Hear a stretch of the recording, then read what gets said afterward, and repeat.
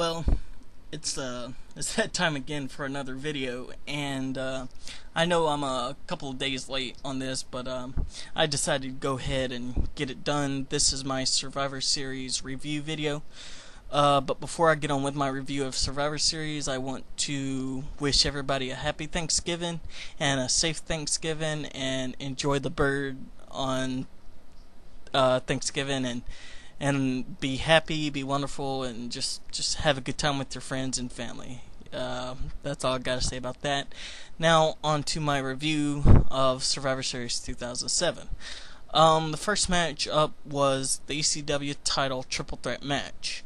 The only gripe I have about this match was that there wasn't a lot of time allowed, because the match itself, in the time allowed, I actually pretty much enjoyed it. It was a fairly solid match for what it was worth within the time frame. I thought they mixed well together. They meshed well together. The spots between Miz and Morrison, and then Punk and Morrison. It was just overall it was a solid opener, and I just wish more time was allowed, because I think it could have went to the 3-star range if it was given more time, but since it wasn't, for what it was worth, I would have to give it two.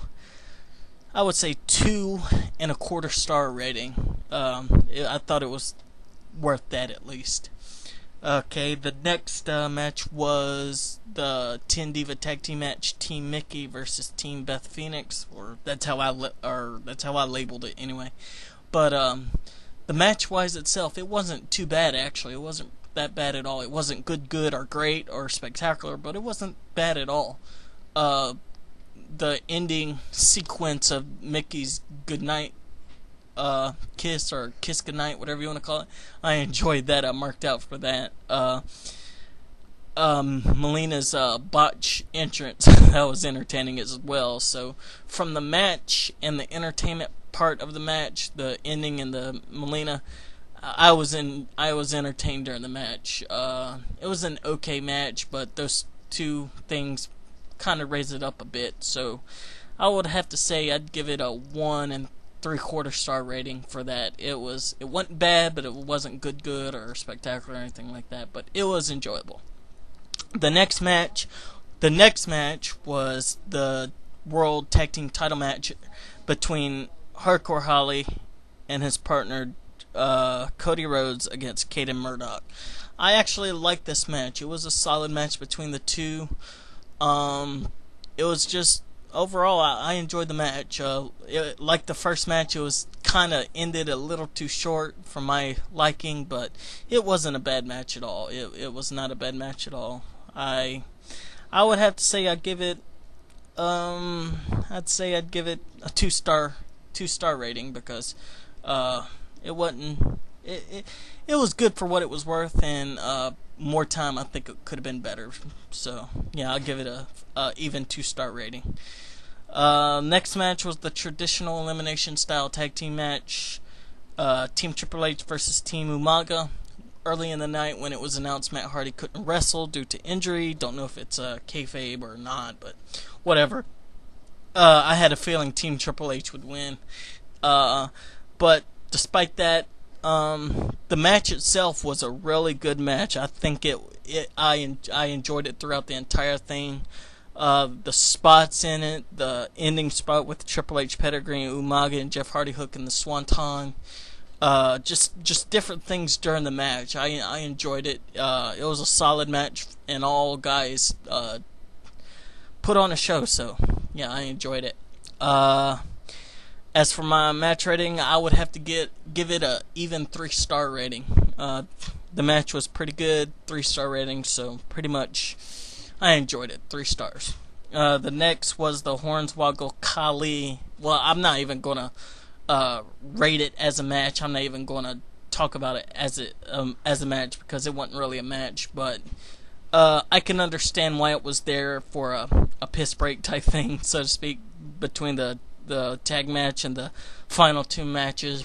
But it was entertaining seeing Finlay coming out and knocking out Khali. That was pretty sweet to see with the shillelagh, and I just The way they're doing Finley and Hornswoggle, it's interesting. I can't wait to see how it goes, to be honest. If this is a face turn for Finley, I enjoy that. I would like that. This storyline, basically, to me, it's intriguing, and I can't wait to see where they go with it. Match-wise, I'm not even going to rate it as a match because it wasn't really a match, but segment-wise, entertainment-wise, I would have to give it 1.5 stars from an entertainment standpoint. There have been, of course, better entertainment segments. That's why I'm not rating it that high, but I give it 1.5 stars from a rating standpoint because I enjoyed it that much. It was, yeah, it wasn't great, but I enjoyed it. Next match was the WWE title match, the disqualification stipulation. If HBK used the sharpshooter, why am I saying sharpshooter? If HBK used the Sweet Chin music, he would be DQ'd and can't get another title shot again. And if Orton gets himself intentionally disqualified, then Shawn Michaels would win the title. Like JR said, finally, wrestling competition, or whatever he said. That match was really good. And the ending, I absolutely love the ending. The way HBK was fighting his instincts to go for the Sweet Chin music, and then Randy Orton just RKO's him and gets the 1, 2, 3. That match was really good. And even though HBK didn't apply the submission holds correctly, those were entertaining parts to the match, and I enjoyed it. So, yeah, I would say I enjoyed that very well. I would have to give that another solid 3-star match. It wasn't anything great. They've put on better matches, but I pretty much enjoyed that match. It was a solid match and a good WWE wrestling match for the title. I enjoyed it. The next match, the main event, Hell in a Cell.